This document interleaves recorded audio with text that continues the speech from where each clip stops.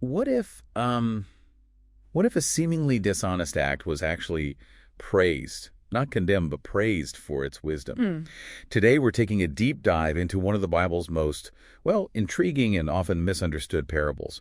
It's the story of the unjust steward, or maybe the shrewd steward from Luke chapter 16. Yeah, It's a tale that genuinely flips our immediate moral judgments right on their head. indeed it does. This isn't a simple right or wrong story, not at all. Right. It's actually a profound teaching on how we manage the resources we're entrusted with. Yeah. And what true foresight, especially for our eternal future, really looks like. Okay. So our mission today is basically to unpack this parable, reveal its surprising layers, and show its, well, powerful relevance for you right now. All right, let's set the scene then. The parable kicks off with a rich man.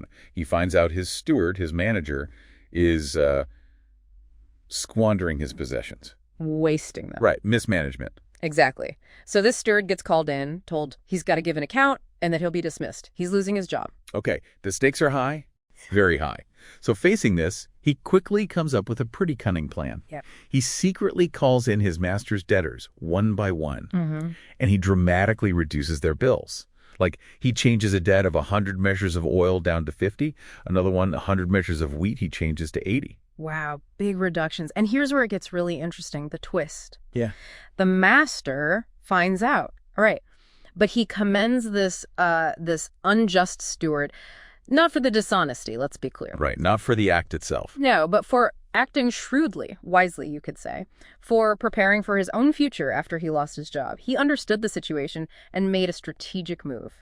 That commendation from the master, well, that's really the heart of the puzzle here. That definitely reframed the whole thing. So, okay, what's the allegorical key then? How do we unlock why the master praises him? And what does it mean for, for us? Good question. In this allegory, you see, the rich man symbolizes Jesus. Okay. The steward, well, that represents all believers. In essence, that's each one of us. Right, us. And the master's possessions, that's everything Jesus entrusts to us. Our health, our time, money, various spiritual gifts, everything. Okay, so not really ours in the first place. Exactly. It's entrusted. And the steward's dismissal, that moment he can't continue his duties, that symbolizes our physical death, the moment we stand before judgment. Wow, okay.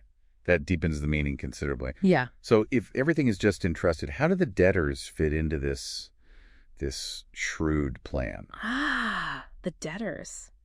They represent people in need, sort of the weak, you could say, those whom Jesus identifies with so closely. Helping them is seen as helping Jesus directly. Like in Matthew 25, that idea. Precisely like that. So the debts they owe aren't really debts to us, but metaphorically they're owed to Jesus himself. I see. So the steward reducing those debts, that's the crucial action. It's about using what Jesus gave us to help these struggling brethren, but with that specific foresight the steward showed. Exactly right. But it's not just about general charity, like giving spare change. The deeper purpose is using Jesus's entrusted possessions with eternal foresight.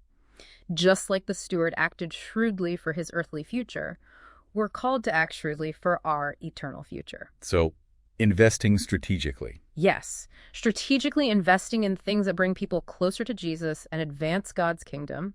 It means transmitting Jesus's life, maybe through counsel, comfort, teaching, service, evangelism. Focusing our generosity where it fosters spiritual growth and aligns with God's purpose rather than just, immediate earthly benefits.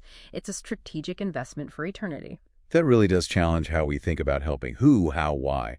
It puts every act of generosity into this bigger eternal picture. Yeah. And it means our actions towards others, especially the needy, are seen by Jesus as if we did them directly to him. Precisely. And that perspective, it just eliminates any room for personal pride, doesn't it? Because everything we use belongs to Jesus anyway. So using these resources for this specific strategic purpose, it becomes crucial for our own future too.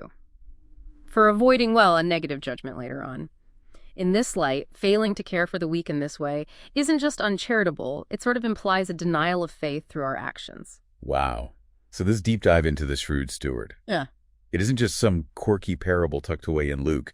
It's actually a powerful call to reevaluate our stewardship, our management of everything we've been given. Absolutely. And it leaves you with a really important question to mull over. Which is? How does this parable challenge your view on managing your time, your talents, your resources? What does shrewdness, that kind of wise, forward-thinking action, look like for you? How can you strategically invest what's been entrusted to you for a purpose that extends far, far beyond this life?